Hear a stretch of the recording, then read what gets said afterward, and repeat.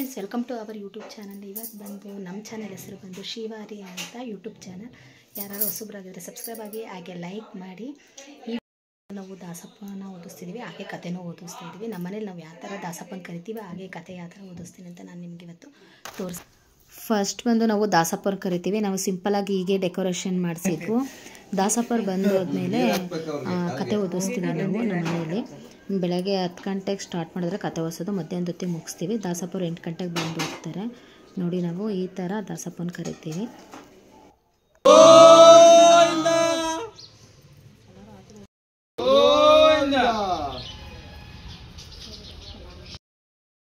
ದಾಸಪ್ಪರ ಪೂಜೆ ಆದಮೇಲೆ ಆಚೆ ಹೋಗ್ಬಿಟ್ಟು ಗೋವಿಂದ ಗೋವಿಂದ ಅಂತ ಕೂಗ್ತಾರೆ. ನಮ್ಮ ವಾರ್ಗಿತಿ, ನಮ್ಮ ಭಾವದಿರು, ಮಕ್ಳುಗಳು ಎಲ್ಲರೂ ಬಂದಿದ್ರು. ಹೀಗೆ ದಾಸಪ್ಪನ ಪೂಜೆ ಮುಗಿದಾದ್ಮೇಲೆ ಕತೆ ಓದಿಸ್ತೀವಿ ನಾವು. ಕತೆನೂ ಯಾವ ಥರ ಓದಿಸ್ತೀವಿ ಅಂತ ನೋಡಿ, ಸಿಂಪಲಾಗಿ ಓದಿಸ್ತೀವಿ.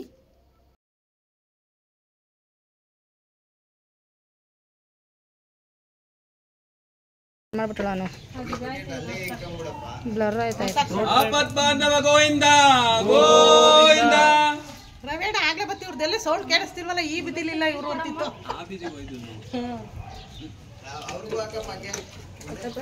ನಿಧಾನ ನಿಧಾನ. ಗೋವಿಂದ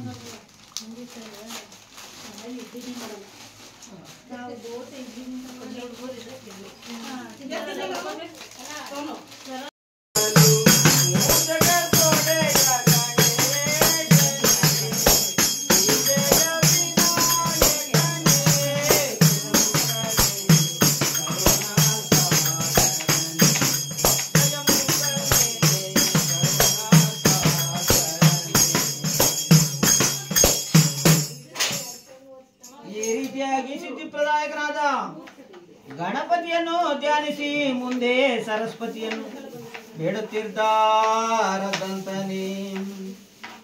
ವಾಣಿ ಪನ್ನಗವೇ